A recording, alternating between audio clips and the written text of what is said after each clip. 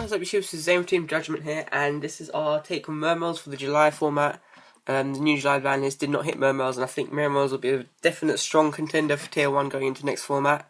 And yeah, this is a friend's decks, not my decks, just let me get that out of the way beforehand. There are a couple of things that I would run that he's not running. I'll start off by saying Aqua Spirit as well, and then he is running one Proxy in the extra deck as well, so let's go in. Start off with the cover card of Mermails now, main ranks level 7 monster, Mermail Abyss. 3 Mermail Abyss is your spam card, your search engine, and also your discard outlet, all in one card, crammed into one card. Abyss is a very, very good card. This I would assume to get hit if Konami did decide to hurt Mermails in any shape, way, or form. So Mermail Abyss is definitely one of the best cards in Mermail right now. Moving on swiftly, we have triple Mermail Abyss. And when she's destroyed, you get to add one Mermail monster from your deck to your hand. She works really well comboed off with Abyss Sphere, the trap card, because you get to destroy it regardless and leaves your opponent in a sticky situation. They don't know what to do. So 3 Abyss Lind, a staple at 3. Both of these cards are staple at 3 in my opinion. Next up again, staple at 3 in Mermails, Mermail Abyss Spike. When this card's normal special summon, you can discard one water monster to add one level 3 water monster from your deck to your hand. Sorry guys. I've got a bit of a cold, but Mermail Abyss Pike is really, really good in this deck, and this and Teos I think are one of the best cards. This just adds so much consistency to the deck. Mermail's a very consistent deck. Followed up, some people might find this a bit controversial, but I run 2 Abyss Megalo rather than only running 1. I just like Abyss Megalo as a card, and it gives you more access to the rank 7s. It's 2 Abyss Megalo, and then also 1 Abyss Lead. It's a stronger form of Megalo, but it requires discarding of 3. Sometimes that can be a problem, however, most of the time you find yourself going into ease.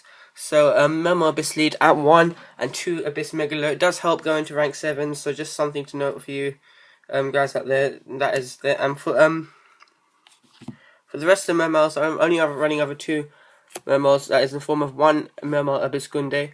A Mermail Abyss Gund, she's really good. She got limited to 1. If I could, I would play 3 of her. She's a really, really good card by herself. And so is Abyss Sturge, but I just couldn't find room for more than 1. If you don't know what these cards do, guys, then just look them up, but I'm not going to be going over every card, because there are quite a few different cards in this deck, monster cards, that's for sure. So Abyss Sturge at 1 and Gund at 1. Gund, I wish I could play 3, because then the deck would be so much better. My friend's been telling me how he hated Konami hitting Gund to 1, because he was playing this deck before that ban list. Next up, that is the Mermail portion of the deck, guys. Next up, the Lantern portion, we are running double Lantern Marksman. When he's discarded, you get to destroy 1 set card, so that's good for destroying hands when you have nothing on the field, and also Gigi Armors, and just any trap cards that you think might get in the way. And next up, Atlantean, we're running 2 Atlantean Heavy Infantry. When it's discarded, you can target 1 face-up card your opponent controls. These are the monsters that you want to have in your hand. These are the monsters you really want to discard off of Abyss Megalo, Abyss Teos, those kind of cards. These are the monsters you want to discard, because you get to destroy your opponent's cards. That clears their field, ready for your big level 7 monsters to come out. It really does help clear their field, and I think these 4 cards are staple. I don't see the need for running any at 3. However, I can understand why some people may choose to run them at 3. However, 2 of each Atlantean right now are fine for me. And then, of course, the 1 obligatory Atlantean Dragoons. Got limited to 1 in the ban list. Such a broken card. If I could, again, I'd play 3 for sure. But that is the Atlantean portion. 5 Atlanteans, guys. Next up, onto the Genex portion. This deck is kind of split into 3 different portions. Mermail portion, then the Atlantean, and Genex. So, Genex, I don't see why he's only running 2. I would probably run 3, because Genex Undyne, in my opinion, is a very good card. And it's what gives Mermails the edge that they require to be tier 1 that they are. But, Genex Undyne is just such a good card, because when you normal summon it, you can add 1 water monster from your deck to your hand. You can send 1 water monster from your deck to your graveyard. That's setting up plays going off for next turn, so it's a foolish burial in that sense. And also, you get to add Genex Controller from your deck to your hand. So it's just really good, because Genex Controller will help you go off in your synchro plays. That's why I'm running double Genex Controller. This card is not... It's a dead draw.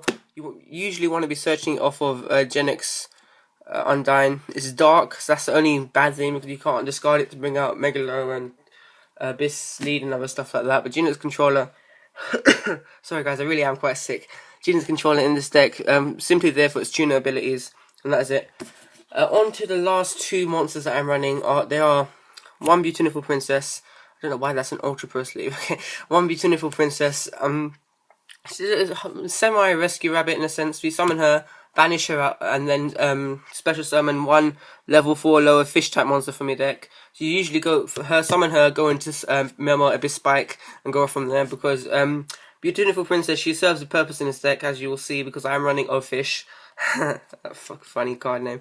And then one Tidal Dragon of Ruler of Waterfalls, because it's just such a broken card in this deck. And Tidal Mermails, I think, was my opinion, is one of the best incarnations of Mermails. However, Tidal does get limited to one, so that did hinder the deck quite a bit. But nevertheless, one Tidal in this deck, simply there to banish cards and keep a recurring beat stick, and it helps for rank 7s as well. So one Tidal Dragon, Ruler of Waterfalls in this deck. So that is all the monsters, guys. I don't know how many monsters it is, but that's pretty much half the deck of monsters. It's quite a lot.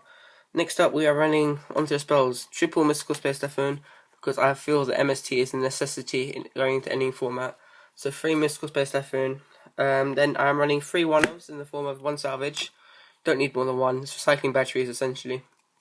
1 Soul Charge. I find the need...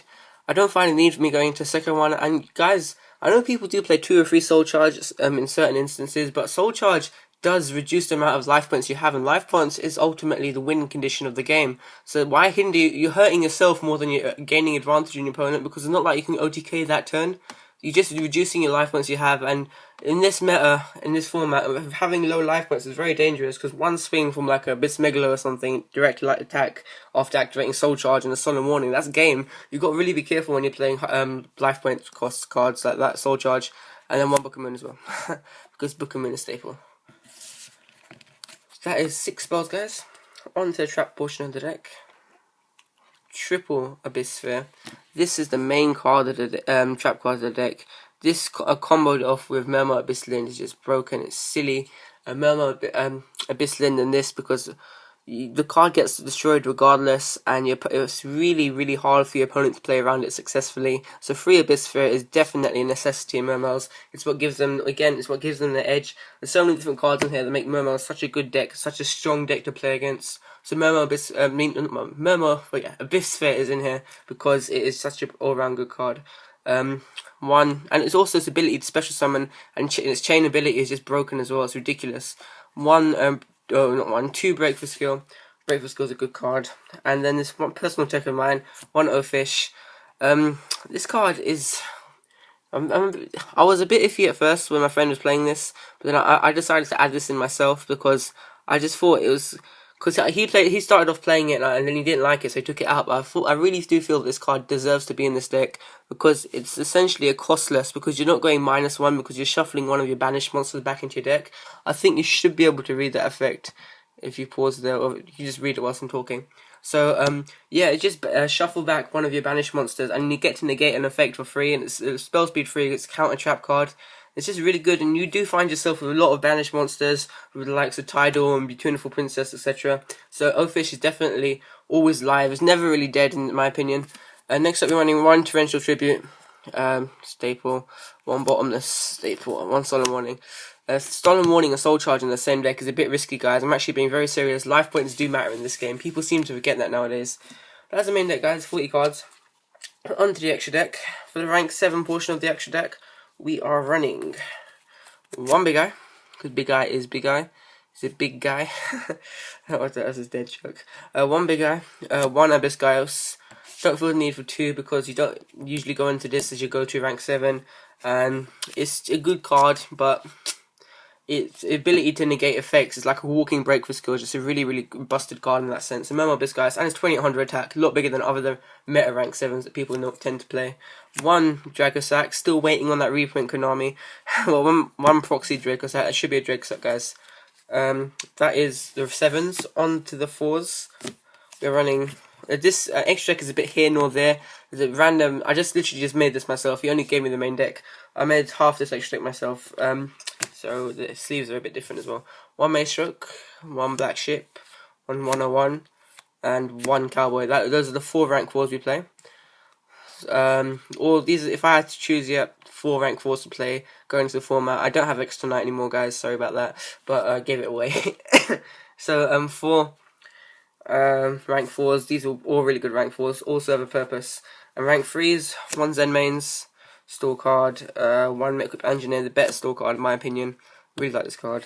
One Levier, because you do have a lot of banished cards, and then one Alucard, because Alucard is really good at destroying set cards. And then, sorry guys, I really am sick. I don't know why, but I'm just seriously keep catching the colds.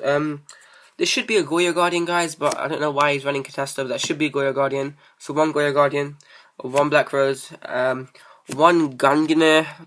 Don't hold me up on that. I think I pronounced that right. Yeah, this card, because you do tend to go into a level 7 synchros quite a lot with Jinx controller and any level 4. So going into level 7 synchros is definitely nothing foreign. You definitely go into these quite a lot. And you want to have another option, not just a Black Rose, which is a nuke the field. You want to have a more stable card, and its popping ability is really cool as well. So one Gungnir, and then one Leo, because Leo is such a pain to get around, and you can make it, so why not have it in there. Level 7 and Genix controller, it's quite easy to bring out actually. So that is the extra, guys. This is our take on Mermails. Thanks for watching, guys. This is Team Judgment here. Hope you enjoyed the deck with us. So peace, guys. Bye.